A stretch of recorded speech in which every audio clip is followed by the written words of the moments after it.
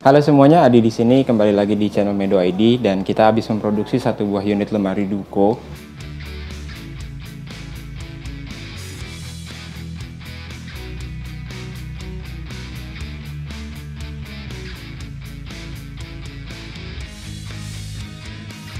Nah, nanti kita bakalan kasih lihat gimana proses pembuatannya. Terus nanti juga kita akan review sedikit tentang bagian-bagian yang ada di dalamnya atau inside dari lemari Duko ini. Jadi nanti bisa menyesuaikan dengan kebutuhan konsumen. So, nanti kita akan review, jangan kemana-mana guys.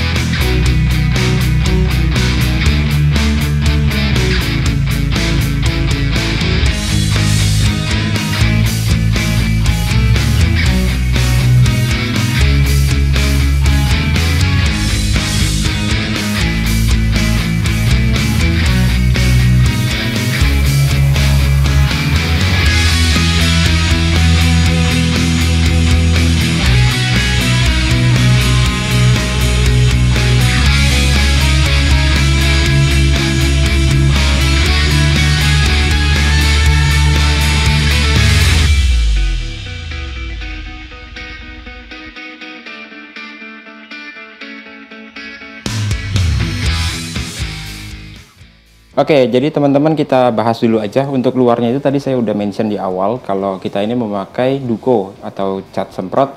Di sini kita menggunakan Duco itu dengan campuran minyak ya. Jadi biasanya kadang kalau kita juga suka mengerjakan untuk Duco itu menggunakan water base atau campuran air, tapi kali ini campurannya adalah minyak.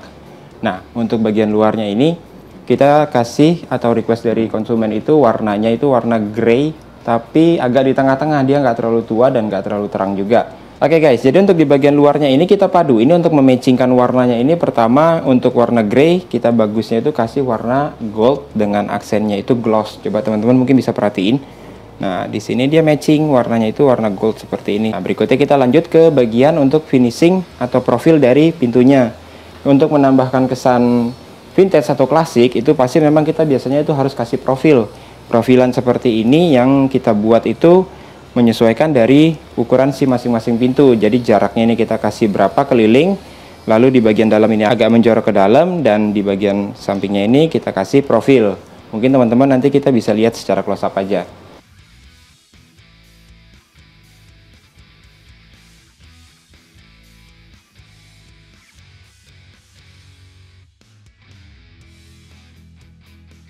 Oke, kita lanjut aja ke bagian inside-nya. Untuk bagian display yang bagian pojok sini nih guys. Nah, di sini kita memang kasih kaca polos, kita maju sedikit ke depan. Nah, nanti di sini konsumen bakalan ngedisplay. Oke, nanti saat posisinya pintu kita tutup, nanti lampunya juga akan mati secara otomatis karena di bagian dalamnya ini kita taruh saklar. Nah, jadi udah mati seperti ini. Kita tinggal lanjut ke bagian inside yang lainnya nih teman-teman. Di bagian bawah,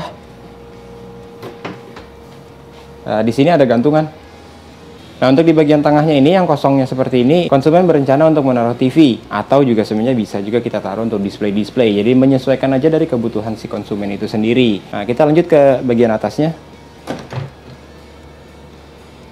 Untuk semua pintunya kita udah pakai yang sistem soft close nih, teman-teman. Jadi dia akan menutup dengan perlahan. Oke, kita lanjut ke bagian yang terakhir nih. Nah, bagian luarnya sendiri ini ada kaca cermin. Jadi mungkin konsumen akan menaruh pakaian-pakaian di dalam, jadi saat nanti kita ke posisi sudah mengambil pakaian, kita juga bisa melakukan dressing atau bercermin dari area luar. Ukurannya ini juga pas banget, jadi nggak terlalu besar dan nggak terlalu kecil. Cukuplah kalau misalnya untuk kita sekedar menambah riasan makeup atau misalnya merapikan pakaian. Untuk inside-nya sendiri, nah di bagian ini kita akan membagi untuk 4 shelving teman-teman, dan di tengahnya ini ada laci. Jadi di sini untuk bisa baju-baju lipat, dan untuk di tengahnya, nah, mungkin bisa maju sedikit. Di sini sengaja kita buat untuk ada sekat-sekat seperti ini yang nanti mungkin bisa berfungsi ya seperti ini, menaruh obat-obatan, hand sanitizer, dan masker. Dan karena memang ini juga lagi pandemi, jadi mungkin konsumen berpikir hal ini sangat bermanfaat. Di bagian luarnya kita kasih kaca seperti ini untuk menambah kesan manis. Jadi dari luar itu misalnya barang-barang itu akan bisa terlihat nih. Jadi di sini ada 3 laci, semuanya kita pakai model relnya itu rel double track. Nah, kalau teman-teman perhatikan di bagian belakang ini memang terekspos atau kelihatan langsung dari kacanya itu sendiri. Karena biasanya memang ada 2 cara, yang pertama seperti ini dan yang kedua nanti kita bisa tutup full dengan triplek 3 mm. Jadi nanti nggak akan lagi kelihatan kacanya. Tapi untuk kali ini kita sengaja memang seperti ini, tujuannya kenapa? Pertama, kalau misalnya kacanya itu ternyata ada accident itu pecah, kita masih bisa ganti nih teman-teman. Kita tinggal copot dari belakang. Nah, nanti tinggal kita diganti dengan kaca yang baru. Kalau misalnya ternyata memang kita buat permanen, ya misalnya ada accident, kacanya pecah atau kacanya baret, kita udah nggak bisa ganti lagi. Oke, jadi kalau tadi kita udah perhatikan untuk outside dan inside-nya. Nah, sekarang saya kasih tahu untuk dimensinya produk ini sendiri. Untuk ukurannya, panjangnya itu 1,6 meter dan tingginya itu 2,2 meter. Ketebalannya itu kita buat ke dalam itu 55 cm. Oke, terima kasih teman-teman sudah menyimak video ini. Jadi semoga bermanfaat untuk misalnya teman-teman mau ngebuat sendiri atau misalnya nanti juga mau pesan sama kita. Jadi setidaknya tahu proses produksi kita seperti apa. Dukung terus channel ini agar semakin berkembang dengan subscribe channel ini, like dan share kepada teman-teman agar semakin bermanfaat. Jika ada pertanyaan, silahkan kasih komentar aja di bawah. Sampai ketemu di video berikutnya. Maju terus, Woodworking Indonesia.